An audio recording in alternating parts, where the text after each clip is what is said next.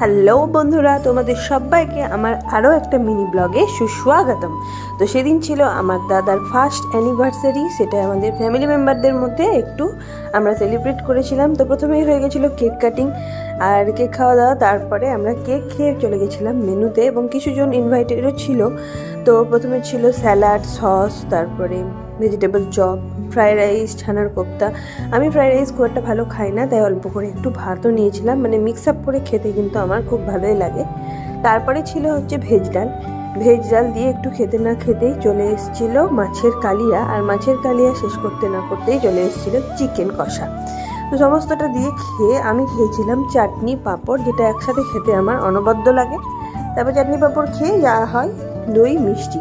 তো মিষ্টি ছিল দু রকমের মিষ্টি আমি খাইনি, তাই একরকমই নিয়েছি। আর পাশের মিষ্টিটা কী ছিল আর একটা, সেটা দিদির থালা থেকে একটু দেখিয়ে দিচ্ছি।